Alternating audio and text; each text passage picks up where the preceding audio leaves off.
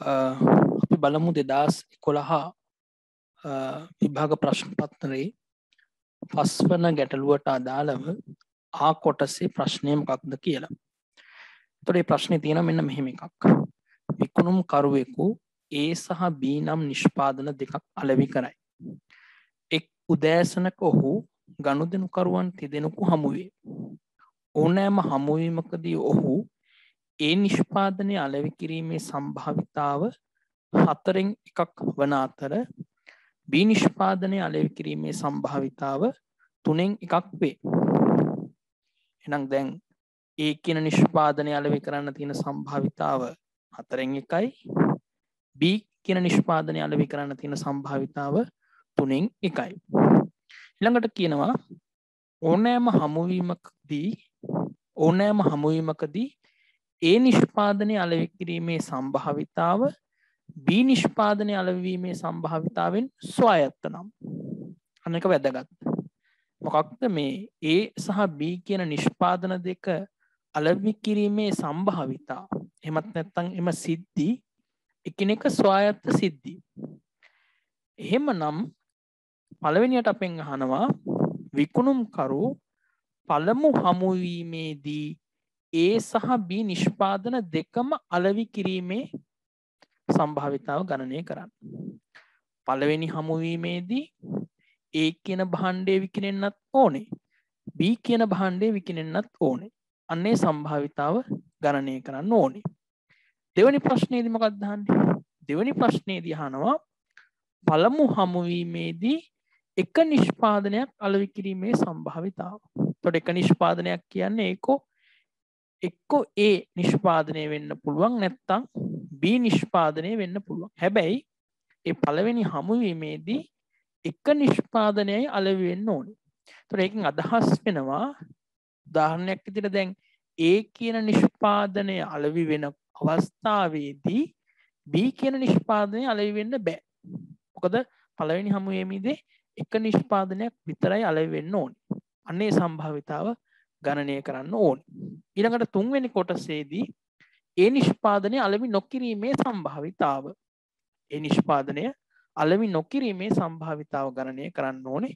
හතරවෙනි කොටසේදී ඒ නිෂ්පාදනයෙන් යටත් පිරිසෙන් එකක් අලෙවි කිරීමේ සම්භාවිතාව ගණනය කරන්න ඕනේ. එහෙනම් මේ හමුවීම් තුනේදී ඒ කියන නිෂ්පාදනය අඩුම ගානේ එකපාරක් හරි අලෙවි වෙන්න තියෙන සම්භාවිතාව ගණනය කරන්න ඕනේ.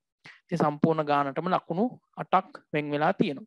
අපි බලමු මේ ගාන කොහොමද විසඳන්නේ කියලා එකින් එකට. ගැටලුවට අදාළව A කියන භාණ්ඩය විකුණන්න තියෙන සම්භාවිතාව 4න් එකයි. B කියන භාණ්ඩය විකිණෙන්න තියෙන සම්භාවිතාව 3න් එකයි. එතකොට දැන් හමුවීම් 3ක් තියෙනවා නේද? 1 2 3 කියලා හමුවීම් 3ක් තියෙනවා. ඊට අමතරව අපිට වැදගත් වෙන තොරතුරක් කියලා මම මෙතන සඳහන් කරගන්නවා. A කියන භාණ්ඩය අලෙවි නොවෙන්න තියෙන සම්භාවිතාව. එතකොට අලෙවි වෙන්න තියෙන සම්භාවිතාව 4න් එක නම් අලෙවි නොවෙන්න තියෙන සම්භාවිතාව 4න් 3යි. ඒ වගේම B භාණ්ඩය අලෙවි වෙන්න තියෙන සම්භාවිතාව 3න් එක නම් අලෙවි නොවෙන්න තියෙන සම්භාවිතාව 3න් 2යි. පළවෙනි කොටසේ අහනවා මොකක්ද අහන්නේ? පළවෙනි කොටසේ අහන්නේ මේ පළමු හමුවීමේදී මෙන්න මේ පළවෙනි හමුවීමේදී A කියන භාණ්ඩයයි B කියන භාණ්ඩයයි නිෂ්පාදන දෙකම A නිෂ්පාදනයයි B නිෂ්පාදනයයි දෙකම අලෙවි වෙන්න තියෙන සම්භාවිතාව.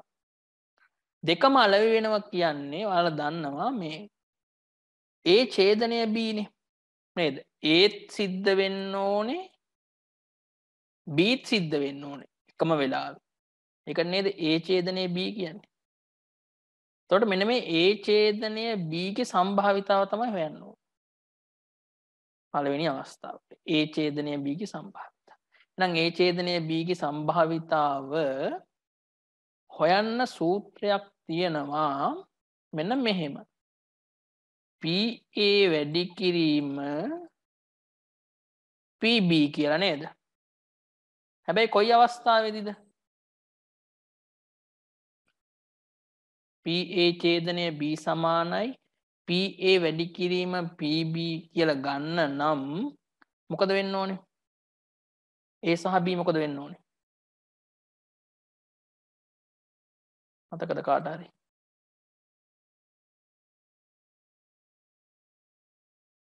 A සහ B ස්වයත්ත සිද්ධි වෙන්න ඕනේ. ස්වයත්ත සිද්ධි වේ. එතකොට මේක එහෙම කතාවක් කොහේ හරි දීලා තියෙනවද? මේ තියෙන්නේ ඕනෑම හමුවකදී A නිෂ්පාදනය අලෙවි කිරීමේ සම්භාවිතාව B නිෂ්පාදනය අලෙවීමේ සම්භාවිතාවෙන් ස්වායත්ත නම් අන්න එහෙම කතාවක් කියලා තියෙනවා. රයිට්? ඒ නිසා තමයි අපි හිතන්නේ මේ A සහ B ස්වායත්තයි කියලා. ස්වායත්ත වුණොත් අපිට ඡේදනය කියන එක ගන්න පුළුවන් PA වැඩි කිරීම PB ගෙන්. දැන් ඔයාලා දන්නව නේද? PA ඇවිල්ලා 4න් 1යි PB කීයද? PB ඇවිල්ලා 3න් 1යි. මේක සුළු කරලා උත්තරය කියන්න මට. chat එකේ දැම්මත් කමක් නැහැ. ගණන් නම් හදන්න ඕනේ මගෙත් එක්ක නැත්තම් නම් කරන්න හම්බ වෙන්නේ නැහැ. ටක් ගාලා උත්තරේ හදලා දාන්න chat එකේ.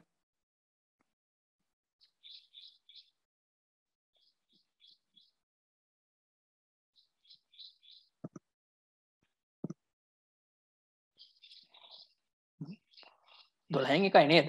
එක්වරක් එක එකයි හතරවරක් 3 12. right 12න් එකයි. ඒක හරි. දෙවෙනි කොටස බලන්න දෙවෙනි කොටස මොකද්ද තියෙන්නේ? පළමු හමුවේදී එක නිෂ්පාදනයක් අලෙවි කිරීමේ සම්භාවිතාව. ඒත් පළවෙනි හමුවීමම තමයි. මෙන්න මේ පළවෙනි හමුවීමම තමයි. ඉතින් පළවෙනි හමුවීමේදීම එක භාණ්ඩයක් තමයි විකිනෙන්න ඕනේ. හැබැයි එයා A වෙන්නත් පුළුවන් B වෙන්නත් පුළුවන් නේද? දැන් මෙන්න මෙහෙම එකක්. දැන් සම්භාවිතාව පාඩමේදී මෙන්න මෙහෙවා හරියට මතක තියාගන්න ඕනේ. දැන් A භාණ්ඩය විකිනෙනවා කියන්නේ එකක්. A භාණ්ඩය විතරක් විකිනෙනවා කියන්නේ තව එකක්. පැහැදිලිද? A භාණ්ඩය විකිනෙනවා කිව්වම B කියන එක්කෙනා අදාළ නැහැ. A භාණ්ඩය විතරයි එතන අදාළ වෙන්නේ. හැබැයි A භාණ්ඩය විතරක් විකිනෙනවා කියද්දී B භාණ්ඩය ගැනත් හිතන්න ඕනේ. එහෙනම් දැන් මට කියන්න A භාණ්ඩය විතරක් විකිනෙනවා කියන එකේ තව අදහසක් තියෙනව නේද? මොකද්ද? ඒ තමයි B භාණ්ඩය විකිනෙන්නේ නැහැ. තේරුණා නේද? A භාණ්ඩය විකිනෙනවා කියන්නේ A භාණ්ඩය විතරක් විකිනෙනවා කියන්නේ ඒකත් එක්කම තව වෙන සිද්ධියක් තියෙනවා. මොකද්ද? B භාණ්ඩය විකිනෙන්නේ නැහැ. එහෙනම් මෙතන එකක් වෙන්න පුළුවන් A භාණ්ඩය විකිනෙනවා. හැබැයි ඒ අවස්ථාවේදීම B භාණ්ඩය විකිනෙන්නේ නැහැ. ඒ කියන්නේ B dash මේක එකක්. හැබැයි මෙතන කියන්නේ නිශ්චිතවම Aද Bද අලෙවි වෙන්නේ කියලා. ඕකම Bට වෙන්නත් පුළුවන් නේද? B භාණ්ඩය විකිනෙනවා. කවුද විකිනෙන්නේ නැත්තේ? A විකිනෙන්නේ. A විකිනෙන්නේ. පැහැදිලිද? දැන් මේ දෙකම වෙන්න පුළුවන්ද? මට කියන්න. මේ දෙකම වෙන්න පුළුවන්ද? මේ දෙකම වෙන්න බෑනේ නේද? මේ දෙකම වෙනවා කියන්නේ A භාණ්ඩයත් විකිනෙනවා B භාණ්ඩයත් විකිනෙනවා කියන එක. ඒක වෙන්න බෑ. මේ දෙකෙන් එකක් වෙන්න පුළුවන්. මොකක් හරි එකක්. ඒකට ඔයාලා දන්නවා සහ නෙවෙයි හෝ කියන එක තමයි තියෙන්නේ. සහ නම් ඡේදනය හෝ නම් මේලය. එතකොට මැදට එන්න ඕනේ මේලය. මේ දෙකෙන් එකයි වෙන්නේ. එක්කෝ A ඡේදනය B dash නැත්නම් B ඡේදනය E dash. මෙන්න මේ සම්භාවිතාව තමයි හොයන්නේ. මෙන්න මේ සම්භාවිතාව. right? පැහැදිලි නේද? දැන් ඔයාලා දන්නවා AB ස්වයත්ත නම් නේද? මේවා ඔන්න ඉගෙන ගන්න ඕනේ න්‍යායේදී. A සහ B A සහ B සොයා යත්ත නම් මොකද වෙන්නේ? A සහ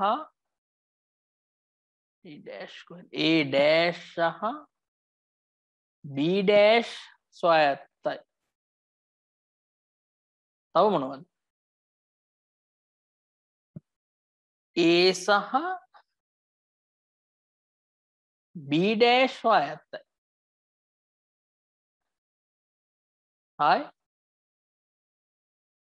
A dash සහ B සොයා යත්තයි. මේවා ඔප්පු කරන්න තියෙනවා මේවා. ඔප්පු කරන්න තියෙනව නේද මේවා? සමහරක් කවුරුද එනවා මේවා ඔප්පු කරන්න. right ඒවත් කරන්න ඉගෙන ගන්න ඕනේ. එහෙනම් A සහ B සොයා යත්තයි කියලා අපි දන්නවා නම් A සහ B dash උත් සොයා යත්තයි මේ. එහෙනම් අපිට ආයේ මේ වගේ ಗುಣ කිරීමකින් ගන්න පුළුවන්. කියන්නේ P A වැඩි කිරීම P B dash. එතකොට මේලයකදී මොකද කරන්නේ? ඡේදනයකදී ಗುಣ කරනවා වගේ මේලයකදී මොකද කරන්නේ? මේලයකදී එකතු කරනවා නේද? මේලයකදී අපි එකතු කරනවා. ඡේදනයේදී ಗುಣ කරනවා මේලයේදී එකතු කරනවා. ඊළඟට මේක නේද? A dash සහ B සොයා යත්තා. එහෙනම් අපිට A වෙනුවට ගන්න පුළුවන් PB into PA dash. right. දැන් ඔයාලට උත්තරේ ගන්න පුළුවන් වෙන්න ඕනේ. කොහොමද ගන්න උත්තරේ? PA කියන්නේ 4න් 1යි.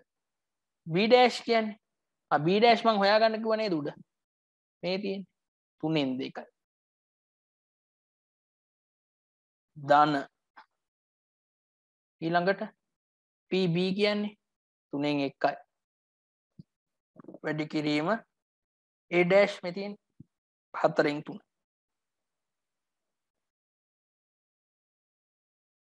right. සුළු නාම කීය දෙන්නේ? ගන්න බලන්න උත්තරේ.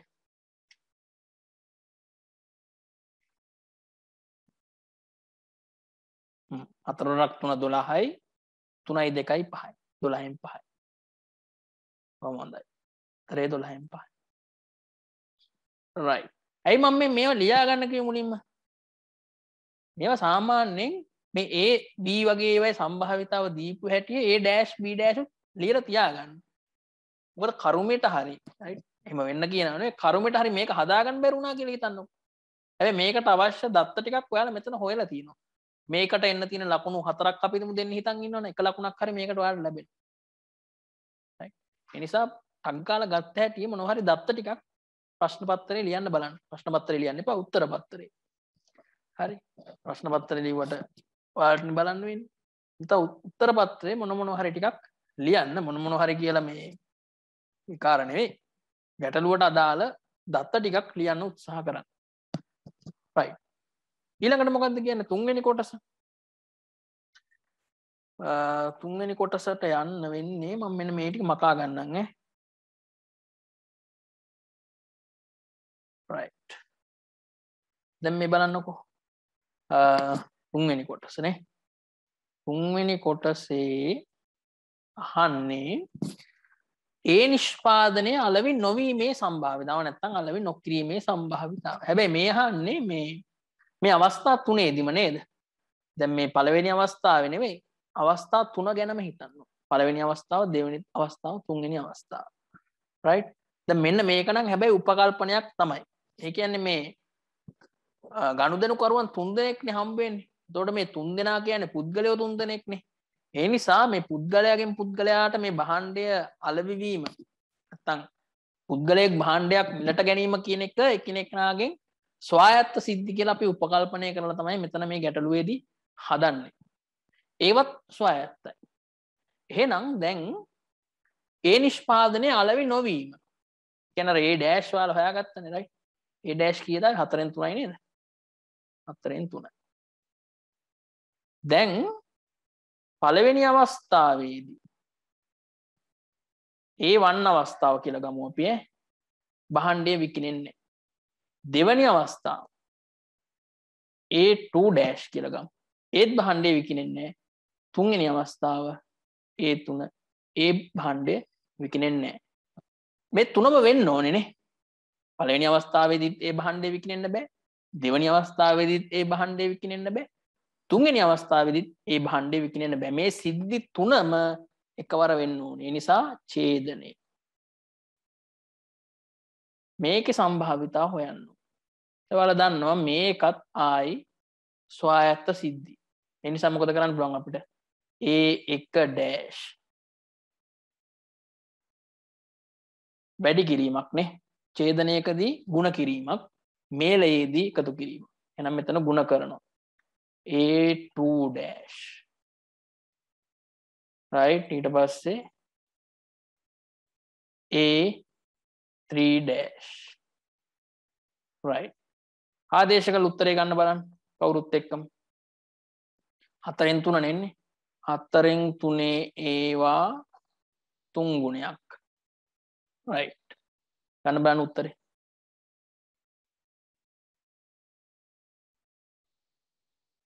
4 ගණය 64යි 3 ගණය 27යි.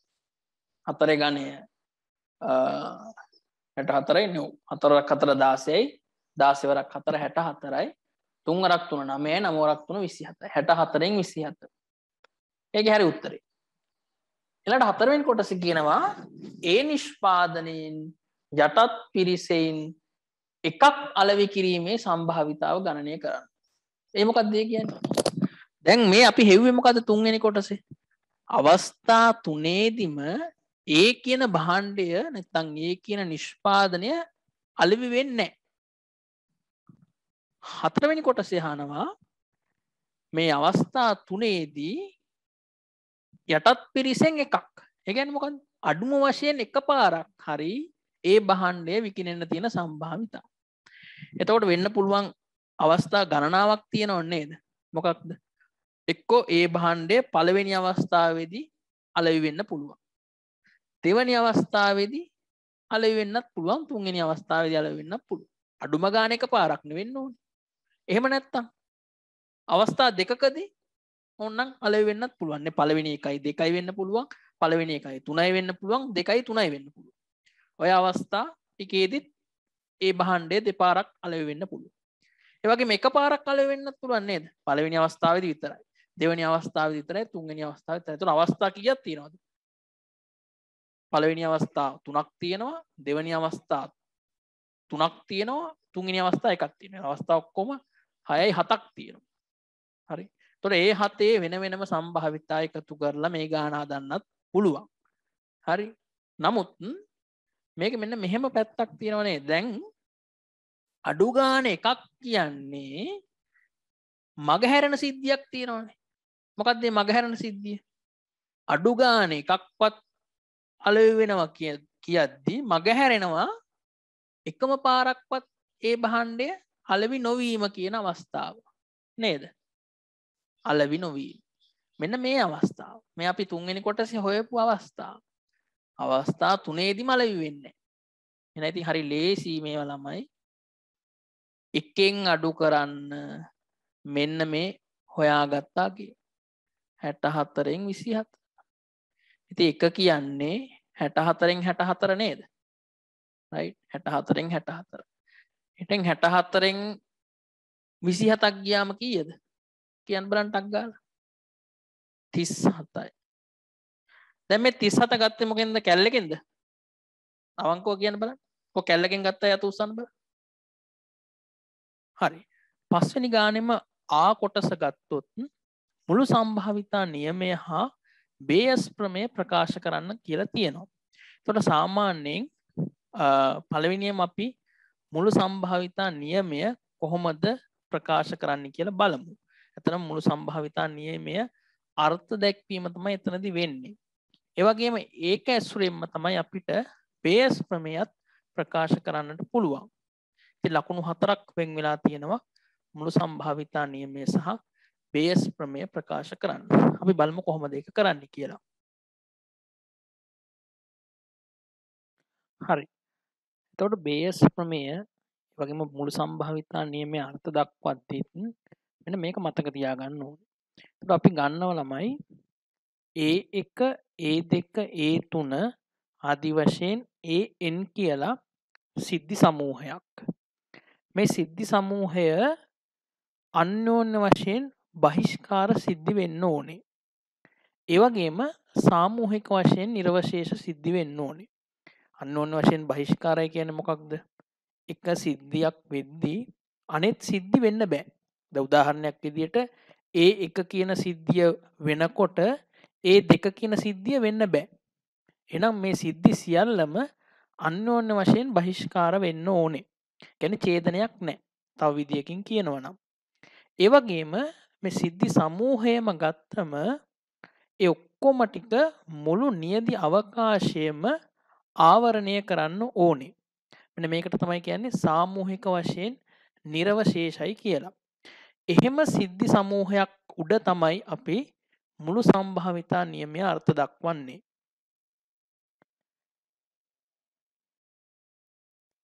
ඊළඟට මේ සිද්ධි අවකාශය තුලම එහෙමත් නැත්නම් මේ නියදි අවකාශය තුලම B කියලා තවත් සිද්ධියක් වෙනවා.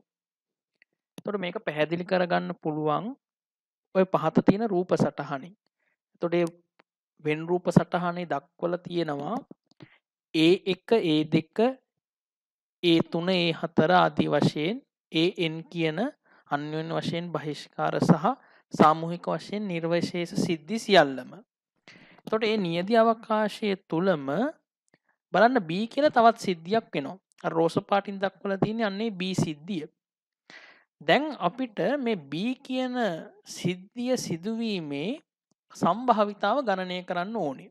එමත් නැත්නම් B කියන සිද්ධිය සිදුවීමේ මුළු සම්භාවිතාව හොයන්න ඕනේ.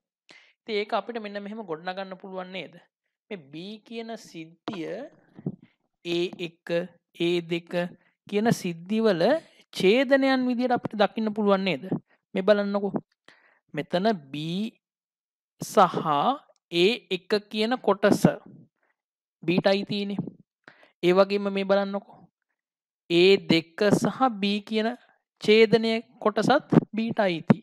ඒ විදියට අපි මේ A1 A2 Bත් එක්ක ඡේදනය වෙලා තියෙන කොටස් ටික බලාගෙන ගියොත් අපිට ඔක්කොම ටික ගත්තම Bව සම්පූර්ණ වෙනවා. ඉතින් මේකට මේක අපිට ලියන්න පුළුවන් B සමානයි B ඡේදනය A1 B ඡේදනය A2 ආදී වශයෙන් ලියාගෙන යන්න පුළුවන්. Bටයි A3ටයි නැත්නම් A3ටයි පොදු වෙච්ච ටික. ඒ ඔය විදියට ගිහිල්ලා Bටයි ANටයි පොදු වෙච්ච ටික තමයි මේ අන්තිම හරිය තියෙන්නේ. ඕන් ඔය සෙට් එකේම එකතුව නේද? මේගොල්ලොන්ගේ එකතුව කියන්නේ යුනියන් එක. යුනියන් එක තමයි B කියලා කියන්නේ. පැහැදිලි නේද? දැන් අපිට ඕනේ මුළු සම්භාවිතා නියමයේ යටතේ මුළු සම්භාවිතාව කියන එක තමයි හොයන්නේ නේ. නම් මේ B ගේ මුළු සම්භාවිතාව හොයන්න. දැන් අපි මොකද කරන්නේ? මේවට දානවා PB. දාන්න පුළුවන් මෙහෙම. PB දාපු හැටියේ PB කියන්නේ මේ probability දාන්න සම්භාවිතා. සම්භාවිතා ප්‍රකාශයක් බවට පත් කරද්දී මෙයා හැමම එනවා. P ඡේදන A ධන මේලයක් නම් ධන වෙනවනේ. ඡේදනයක් නම් ಗುಣ මේලයක් නම් ධන. දැන් මේ හැමෝටම වෙන වෙනම අපිට දාන්න පුළුවන් P. මෙතන A1 A2 ආදී වශයෙන්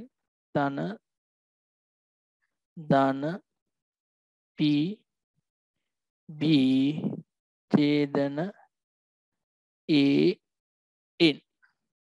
හරිනේ. දැන් මෙන්න මෙයා ඉන්නව නේද? PB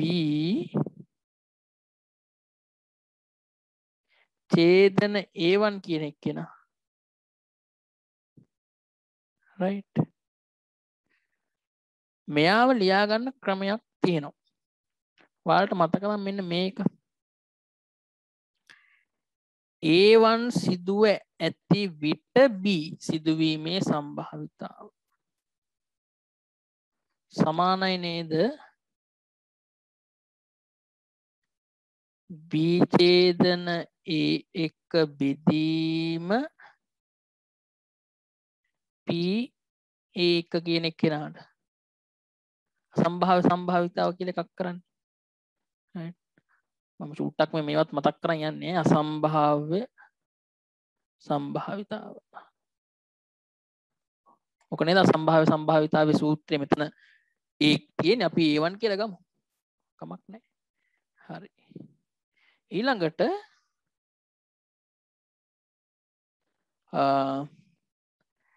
මේකේ මතකද ඔයාලට මෙහෙම හරස් ගුණිතය ගත්තම PB ඡේදන A1 සමානයි PA1 වාරයක් PB1 කොහොම එකක් කියනව නේද? මේකට මොකක්ද කියන්නේ? මතක් වෙන්න ඕන ඔයාලට. මේකට කියනවා ගුණ්‍යන නියමය කියලා. නේද? ගුණ්‍යන නියමය. right. දැන් මෙතෙන්ට ඔයාලට ගෙනල්ලා ආදේශ කරන්න තියෙන මෙන්න මේක. මේ හැම තැනටම ගුණ්‍යන නියමය දාන්න. ගුණ්‍යන නියමය දැම්මම මේ බලන්නකො. මේ කොටස වෙනුවට එනවා PA1 වාරයක් PB1 සිදුව ඇති විට B සිදුවීමේ සම්භාවිතාව ධන. එහෙනම් මෙතෙන්ට එනවා අනිවාර්යයෙන්ම PA2 වාරයක් PA2 සිදුව ඇති විට B සිදුවීමේ සම්භාවිතාව ධන ආදී වශයෙන් ධන PB AN වාරයක් AN සිදුව ඇති විට B AN සිදුව ඇති විට B සිදුවීමේ සම්භාවිතාව සමානයි. මේක ගත්තේ මොකෙන්ද? ගුණ්‍යන නියමයෙන්. දැන් බලන්න මම මෙතනින් ලියන්නම් ඈ. මේක සුළුව කරන්න පුළුවන් නේද? මෙන්න මෙහෙම මේ බලන්න 1 1 2 2 එන ඊළඟට අනිවාර්යයෙන්ම 3 3 4 4 එහෙම n වෙනකන් යන්නේ නේ. එකතු ගන්න තියෙන්නේ. ඔයාලා දන්නවා සිග්මා අංකණය ගැන නේද? සිග්මා අංකණයෙන් අපි සාමාන්‍යයෙන් දක්වන්නේ පද ටිකක එකතුවක්. එහෙනම් මෙතන i කීයෙන්ද පටන් ගන්නව ඇත්තේ? i පටන් ගන්න එකෙන් නේ. 1 2 3 එහෙමනේ යන්නේ. එහෙනම් i එකේ ඉඳන් කී වෙනකන් යනවද? n වෙනකන් යනවා. p එක තියෙන තැනට අපි දානවා i නේද? ai වාරයක් p b a එක තියෙන තැනට දානවා i. බීට නෑ හොඳේ මොකක්වත් එහෙම. right. මෙන්න මේකට තමයි කියන්නේ මුළු සම්භාවිතා නියමය කියලා. මේකට මොකක්ද කියන්නේ? මෙය මුළු සම්භාවිතා නියමය වේ. හරි. දැන් මට කියන්න මුළු සම්භාවිතා නියමය නිර්වචනය කරන්න කිව්වොත් මොකද්ද කරන්න වෙන්නේ? මෙන්න මේ ටික ලියන්න වෙනවා. බලන්න මාකින් ස්කීම් එකේ ඔය ටික නේද තියෙන්නේ? මාකින් ස්කීම් එක කියන්නේ මැට්ලස් එකේ උත්තර ටිකේ. ඕක තමයි උත්තරේට ලියන්න තියෙන්නේ. හරි. එතකොට කවුරු හරි ඔයාලගෙන් ඇහුවොත් කවුරු නෙමෙයි ප්‍රශ්න පත්‍රයනේ අහන්නේ. එතකොට මේක ගොඩක් අවුරුදු වල අහලා තියෙන ප්‍රශ්නයක්. මුළු සම්භාවිතා නියමයේ අර්ථ දක්වන්න. මෙන්න මේ සිද්ධිය ලියන්න පුළුවන් වෙන්න ඕනේ. මේ ඔප්පු කිරීමත් එක්ක. නිකන් වචන වලින් ලියලා බේරෙන්න බෑ. ඒ නිසා පියවර බලන්න කොහොමද මේක ලිව්වේ කියලා ඒ පැටර්න් එක අල්ල ගන්න ඊට පස්සේ ප්‍රැක්ටිස් කරන්න ඒක ලියලා ඉන්න තියෙන්නේ. පැහැදිලිනේ? මොනවාරි ගැටලු තියෙනවද ඒකේ? ගැටලු තියෙනවා නම් අහන්න ඕනේ. රයිට්. ඊළඟට මේකෙම අහනවා තව එකක් මේ බේස් ප්‍රමේය කියන්නේ මොකක්ද කියලා. බේස් ප්‍රමේය කියන්නේ මේකයි. මේකෙම කතන්දරයක් තමයි තියෙන්නේ. රයිට්. බේස් ප්‍රමේය කියන්නේ දැන් සිද්ධිය මතක තියාගන්න. මේකේ අර කතන්දරේ ඔක්කොම එනවා. A1 A2 A3 blah blah blah B කියන සිද්ධියක් වෙලා තියෙනවා. ඒ ටික එහෙම්ම එනවා. හැබැයි අහන්නේ B ගේ සම්භාවිතාව නෙවෙයි. මොකක්ද අහන්නේ? B කියන එක්කෙනා සිදු වෙලා තියෙද්දී ඒ එක වෙන්න තියෙන සම්භාවිතාව. රයිට්. මෙන්න මේක අහන්නේ. මේක ඔයාලා දන්න. හරි මේක කොහොමද හොයන්නේ? A1 ඡේදනය B. එයාගේ සම්භාවිතාව බෙදන්න ඕනේ PB ගේ සම්භාවිතාවය. මේක මොකද්ද? මේ කතන්දරේ. මේ කතන්දරේ ඉන්නේ අසම්භාව්‍ය සම්භාවිතාව. අසම්භාව්‍ය සම්භාවිතාව. හරිනේ. දැන් A1 ඡේදනය B ගේ සම්භාවිතාව වෙනුවට අපිට ලියන්න පුළුවන් නේද මෙන්න මේක. A1 වාරයක් A1 සිදුව ඇති විට B සිදුවීමේ සම්භාවිතාව මෙන්න මේක. බෙදීම කැටට කැලක් එනවනේ. දැන් මේ උඩ දැන් මේ මොකක් මත පදනම් වෙලාද? ගුණ්‍යන නියමයේ මත පදනම් වෙලා මතක තියාගන්න. ගුණ්‍යන නියමය. සම්භාවිතාව පිළිබඳ ගුණ්‍යන නියමය. යට PB කියන එකට සූත්‍රයක් කලින් ගත්ත නේද? මුළු සම්භාවිතාවය මොකද්ද ගත්තේ? P A I වාරයක් AI සිදුව ඇති විට B මෙයාගේ එකතුවනේ I සමානයි 1 ඉඳන් n වෙනකම්. මේ යට තියෙන එක්කෙනා කවුද? යට තියෙන්නේ මුළු සම්භාවිතා නියමය. මුළු සම්භාවිතා නියමය. උඩ තියෙන්නේ ගුණ්‍යන නියමය. දැන් මේ එකටනේ මම ලිව්වේ. මේක මට සාමාන්‍යකරණය කරන්න පුළුවන් නේද අයිට? ඕනම එකක්. එක වෙනුවට ඕන දෙක දාන්න පුළුවන්. රයිට්? I දෙක නැතුව තුන ඕනනම් දාන්න පුළුවන් අයිට. නිසා ඕනම කෙනෙක්ට ඔක පොදු වෙන්න ලිව්වයින් පස්සේ ඒකට මොකද්ද කියන්නේ? බේයස් ප්‍රමේය. ඒකට තමයි බේයස් ප්‍රමේය කියලා කියන්නේ. හරි? එහෙනම් අසම්භාව්‍ය සම්භාවිතාව දෙන ප්‍රකාශය ලිව්වා. ගුණ්‍යන නියමයේ උඩට දැම්මා. මුළු සම්භාවිතා නියමයේ යටට දැම්මා. හැමෝටම පොදු වෙන්න I දැම්මා. මුළු සම්භාවිතා නියමයත් ගුණ්‍යන නියමයත් ඇසුරෙන් බේස් ප්‍රමේය ව්‍යුත්පන්න වුණා. දැන් කවුරු හරි බේස් ප්‍රමේය අර්ථ දක්වන්න කිව්වොත් මොකද කරන්නේ? මුළු සම්භාවිතා නියමය ගැන අහන්නේ බේස් ප්‍රමේය අර්ථ දක්වන්න කියනවා. මොකද කරන්නේ? අර A1 A2 blah blah blah blah කියලා ඒ හැල්ලම ලියලා තමයි මේක ලියන්න ඕනේ. පැහැදිලි නේද? මුළු සම්භාවිතා නියමයේ අර ඔප්පු කිරීම ඕනේ. PB හැදිච්ච විදිය ඕනේ. හැබැයි අර උඩ කෑල්ල ඕනේ. රූප සටහනත් අඳින්න පුළුවන් නම් ඔන්න දක්ෂයෙක්. හරි ඒතකොට නිකන් යමක් කමක් කරගන්න පුළුවන් කියලා හිතෙන බලන කෙනාට. රූප සටහනත් ඇඳුවා. හැබැයි උඩ හැල්ල ලියන්න ඕනේ. A1 A2 බ්ලා බ්ලා ඒ කතාව. right. එනිසා බේයස් ප්‍රමේය කියන්නේ අසම්භාව්‍ය සම්භාවිතාවයේ විශේෂ අවස්ථාවක්. ඒතොන්න ඕවා තමයි MCQ වල තියෙන්නේ. මේක හිතන්නේ MCQ එකේ ඒ ප්‍රකාශය. ඊ කොටසේ තියෙනවා කර්මාන්ත ශාලාවක කර්මාන්ත ශාලාවක කිසියම් කර්මාන්ත ශාලාවක නිෂ්පාදනයක් A1 A2 A3 A4 කියන නිෂ්පාදන මාර්ග 4න් තමයි පෙට්ටිවල අසුරන්නේ. A1න් 100%ක්ද A2න් 103ක්ද A3න් 102ක්ද A4න් 104ක්ද නිසියාකාරව අසුරනු නොලබන බව වාර්තා වලින් පෙන්눔 කරලා තියෙනවා. රයිට්. එතකොට මේ වෙන වෙනම මේ මාර්ග හතරට අදාළව මේ හරියට මේ ඇසිරීම සිද්ධ වෙන්නේ. පැකින් කියන්නේ නේද? හරියට පැක් වෙන්නේ. ඒ පැක් වෙන්නේ නැති සම්භාවිතා හතර දීලා තියෙනවා. හරි. ඊළඟට තියෙනවා මේ මුළු නිමවුමේ 30ක් A1කින්.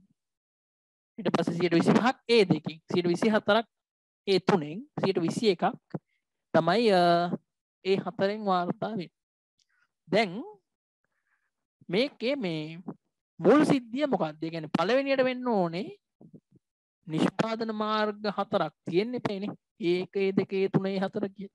ඊට පස්සේ තමයි හරියට නිෂ්පාදන ඇහිරෙනවද නැද්ද කියලා බලන්න වෙන්නේ. ඒ නිසා මුලින්ම මේ නිෂ්පාදන හතර තමයි කැඩෙන්නේ. 1 A2 A3 A4. එතකොට මේක මුළු සම්භාවිතා නියමය සහ බේයස් ප්‍රමේය මත පදනම් වෙච්ච ගානක්. හරි. එතකොට මේ ගැටලු විසඳන්න රුක් සටහන තමයි පහසුම. වෙන රුක් සටහනනොත් පුළුවන්. නමුත් ඒක ටිකක් දුෂ්කර වැඩක්. හරි. විශේෂයෙන්ම සිද්ධි හතරක් වෙද්දී ටිකක් අමාරුයි. ඒ නිසා හොඳම එක තමයි වෙන රුක් සටහන. එතකොට මේකේ අතු හතරයි නේද? ඒකත් A2ත් සහ A3ත් සහ A4ත්. ඊළඟට දැන් මේගොල්ලොන්ගේ සම්භාවිතා ටික ඔයාලට ලියා ගන්න පුළුවන්. රයිට්. පළවෙනි තැන කීයද? A1 තියෙනවා 100ට 1යි. මුළු නිෂ්පාදනයෙන් A ගෙන් නිෂ්පාදනය වෙන්නේ 130යි. කියන්නේ 0.3යි. හරි 130 කියන්නේ 0.3යි නේද? 0.3යි. රයිට්. ඊළඟට A2 ගෙන් 0.25යි. 25ක් නේ. කියන්නේ 0.25ක්. හරිනේ. 0.25ක්. ඊළඟට A3ෙන් 24ක්. ඒ කියන්නේ 0.24ක්. 2.4ක්. ඊළඟට 0.24ක්. ඊළඟට A4 ගෙන් 21ක්. කියන්නේ 0.21ක්. right. ඊළඟට මොකද්ද කියන්නේ? ඊළඟට කියන්නේ දැන් මේ A1 කියන නිෂ්පාදන මාර්ගයෙන් 101ක් හරියට අසුරන්නේ නැහැ. දැන් මේ හරියට අසුරනවද නැද්ද කියන අත්ත. right. එතකොට ඒකත් ආයේ මෙතන කැඩෙනවා දෙකකට, මෙයා කැඩෙනවා දෙකකට, මෙයා කැඩෙනවා දෙකකට, මෙයා කැඩෙනවා දෙකකට. අපි අසුරනවට හරියට කිව්වො මොකක්ද ගන්නෙ? correct, incorrect, correct, incorrect, correct, incorrect. හරියට කරන්නේ correct. හරියට කරනවා නම් correct, හරියට කරන්නේ නැත්නම් C dash.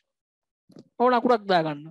C හරි නැත්නම් ඔයාලගේ නමේ මුල අකුර දාගත්තත් කමක් නැහැ. capital P නැතුව වෙන එකක් දාගන්න. මොකද P ආයේ අර probability එක මේ වෙනවනේ ඒ නිසා. දැන් සම්භාවිතා ගැන ටික දාගමුකෝ. හරියට අසුරන්නේ නැහැ කියන්නේ C dash. A1 ගේ 0.01යි නේ. 100ට එකක් කියන්නේ 0.01යි. එහෙනම් හරියට අසුරන්න තියෙන සම්භාවිතාව කීයද? 0.99. එහෙනම් ඊළඟට අපිට පුළුවන් මේ විදිහට අතු ටික සම්පූර්ණ කරගන්න නේද? A2 ගෙන් හරියට අසුරන්නේ නැහැ 3ක්. 0.03ක්. හරියට අසුරන්නේ එහෙනම් 0.97ක්. right. ඒ විදිහට A3 ගෙන් 2ක්. 0.02ක්. ඒ කියන්නේ 0.98යි. right. ඊළඟට A4ට අදාළව 4ක් හරියට වෙන්නේ නැහැ. 0.04යි C dash. මෙතන 0.96යි. ඔන්න ඔය විදිහට අත් පුරව ගන්නයි තියෙන්නේ. අත් පුරව ගත්තයින් පස්සේ ගණන් හදන්න තියෙන්නේ. හරිනේ. මොකක්ද අහන්නේ මේකේ? right. මේ අත් පුරව ගන්න තැන මොන හරි ගැටලු තියෙනවද කාටවත්? right. හරි තියෙනවනම් අහන්නේ මුළු නියමෙම ඊට පස්සේ මුළු නිමවුමෙන් සම්භාවී ලෙස තෝරා ගන්නා පෙට්ටියක් දෝෂ සහිත වීමේ සම්භාවිතාව කීයද? එතකොට මෙවෙන් පෙට්ටි තමයි තෝරලා ගන්නේ. දෝෂයක් කියනවා කියන්නේ ඉතින් හරියට අසුරලා නැහැ කියන එකනේ. එහෙනම් හරියට අසුරලා නැති වෙන්න තියෙන සම්භාවිතාව කීයද? ඒකට අදාළ සම්භාවිතාව අවස්ථා හතරක් යට තියෙනවනේ. මේක එනවනේ. A1 නිෂ්පාදන මාර්ගයෙන් එන්න පුළුවන්. A2 ගෙන් එන්න පුළුවන්. A3 ගෙන් එන්න පුළුවන්. A4 ගෙන් එන්න පුළුවන්. දැන් මොකද කරන්නේ අපි? මේගොල්ලොන්ගේ ගුණාකාර ගන්න නේද? අතු දිගේ ගුණිතයන් අතු අතර එකතු. නම් අතු දිගේ ගන්නවා 0.3 වැඩි කිරීම 0.01. ඒ විදිහට මෙතන 0.25 වැඩි කිරීම 0.03. දැන් කාට හරි මේ දශම ස්ථාන සුළු කරගන්න අමාරුයි වගේ නම් මොකද කරන්නේ? 100 යට තියාගෙන ගණන් හදන්න පුළුවන්. හරි. ඊළඟට මෙතන 0.24 වැඩි කිරීම 0.02. ඊළඟට 0.1 වැඩි කිරීම 0.04. ඕන් ඔය හතර අගයන් ටික ගන්න බලන්න. මෙන්න මේ ටිකට අගයන් හතර.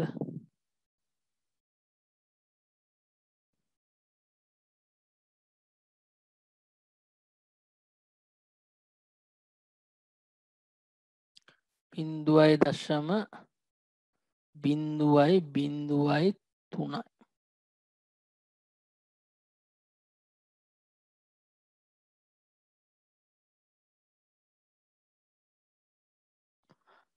ෆෝන් එකෙන් එහෙමනම් හදන්න එපා හොඳේ. විභාගයට ගිහිල්ලා උඩ බලන් ඉන්න තමයි වෙන්නේ ඊට පස්සේ. 2.5 වැඩි කිරීම 0.03. 0.02.75.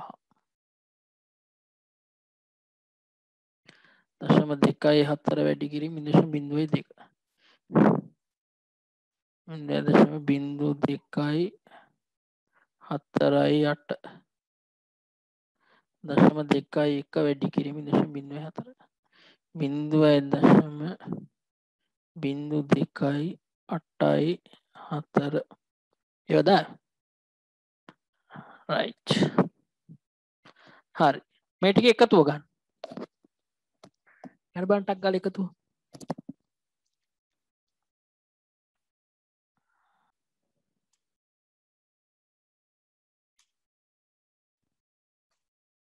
අය චෙක් කරන්න බලන්න.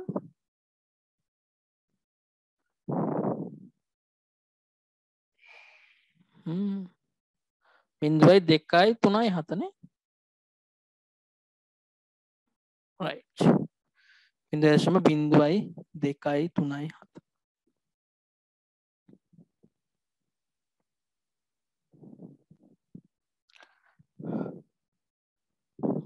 හරි. දැන් ඇත්තටම මේ කරේ මුළු සම්භාවිතා නියමයේ ගණනය කරේ. sorry මුළු සම්භාවිතාව ගණනය කරේ. නියමයේ නෙවෙයි. එතකොට මුළු සම්භාවිතා නියමයේ ඇසුරෙන් තමයි මේ මුළු සම්භාවිතාව ඇත්තටම අපි ගණනය කරේ. ඇයි? මේ A1 A2 A3 A4 කියන්නේ සාමූහික වශයෙන් නිර්වශේෂ සහ අන්‍යෝන්‍ය වශයෙන් බහිෂ්කාර සිද්ධි නේද? ඇයි A1 A2 A3 A4 එකපාර වෙන්න බෑනේ. ඒ වගේම මේ හතර විතරයි මේ අවස්ථාවට අදාළව මේ නියදී අවකාශයේ තියෙන සිද්ධි හතරක්. ඊළඟට මේ C කියන්නේ අර B වගේ තවත් සිද්ධියක්. C කියන්නේ. හරි. B වගේ තවත් සිද්ධියක් A1 A2 A3 A4 නියදී අවකාශයේ අර්ථ දක්වපු. ඊළඟට මේ මොනවද හේව්වේ?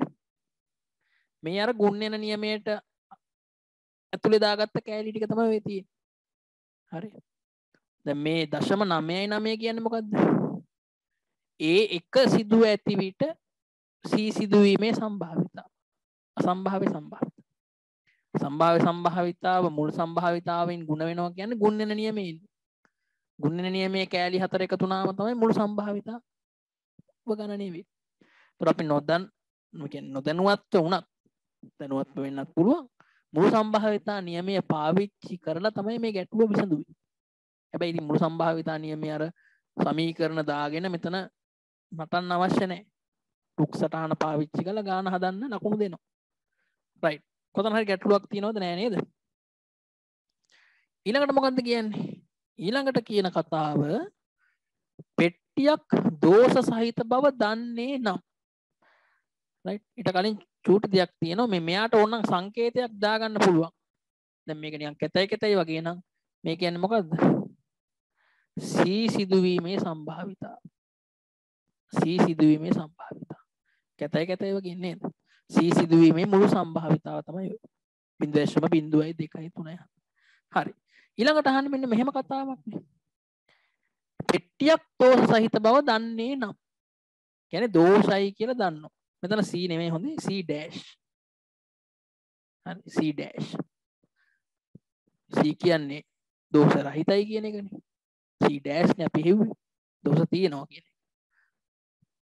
ඊළඟට තියෙන්නේ පෙට්ටියක් දෝෂ සහිත බව දන්නේ නම් ඒ තුන නිෂ්පාදන මාර්ගයෙන් එන්න තියෙන සම්භාවිතාව. ඔන්න මෙන්න මේකයි හොයන්න කියන්නේ.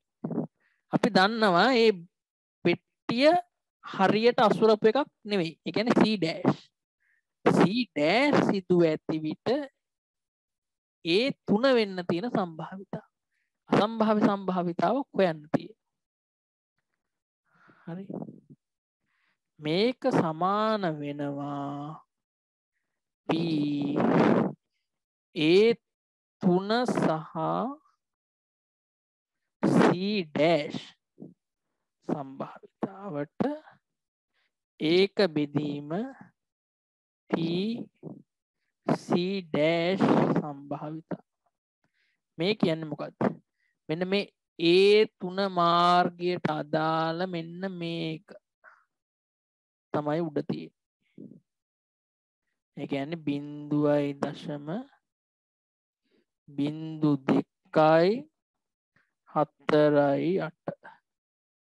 බෙදීම 0.0237 මේක සුළු කරගන්න ඔයාලට පුළුවන් වෙන්න ඕනේ. හරි. ලඝු හරි මොනවා හරි පාවිච්චි කරලා. right.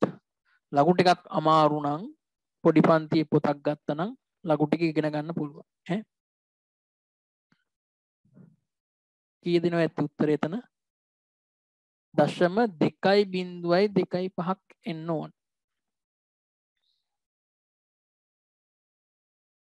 2.25ක්.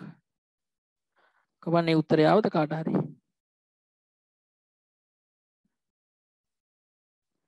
සා ලඝු පොත් අරන් ලඝු වලින් හදන්නේ මේවා.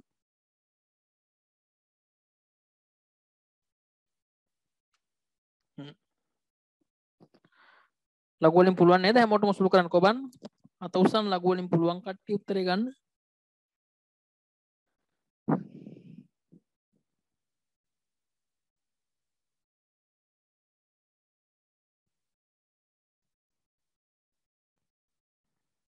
right.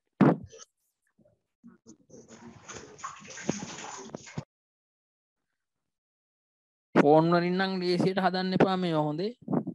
අද අමාරු වැටෙන විශේෂයෙන්ම දැන් මේ විභාගේ කට ඉරියාගෙන ෆෝන් එකට හුරු වෙලා කැල්කියුලේටර්ස් වලට හුරු වෙලා ගියොත් එහෙම හදාගන්න ඉන්න ටිකවත් හදාගන්න බැරි වෙයි. හරි. ඒ නිසා කොච්චර අමාරු වුණත් පොඩි වෙලාවක් වැඩිපුර ගියත් තමන් දන්න ක්‍රමයට හදන්න. තමන් දන්න ක්‍රමය කියන්නේ ලඝු පොතනේ ඔයාලට දෙන්නේ මේ වගේ සුළු කිරීම් කරන්න. ඉතින් ලඝු පොත පාවිච්චි කරලා මේ ගණන් හදන්න. ඉතින් මේවා හිතින් බෙදන්න පුළුවන් නම් හොඳයි ඉතින්. එහෙම බෑනේ අපිට අමාරුයිනේ. හරි. right. එතකොට මේ ගැටලුව හරි. එහෙනම් ඔයාලට ලකුණු දැන් කීයක් තියෙනවද? 8යි 4යි 12යි 12යි 8යි 20ක්. ලකුණු 20ක් හම්බෙලා තියෙනවා. හරි. මේක නම් ලේසි. අමාරු නෑ. ප්‍රැක්ටිස් කරන්න ඕනේ හොඳට. එකම ගණන් ටිකක් අහන්නේ පහුගිය අවුරුදු කිහිපෙම එහෙමයි. එහෙමයි කියලා සැහැල්ලුවට ගන්න බෑ. ටක් එහෙම කරලා කරකවල අහනවා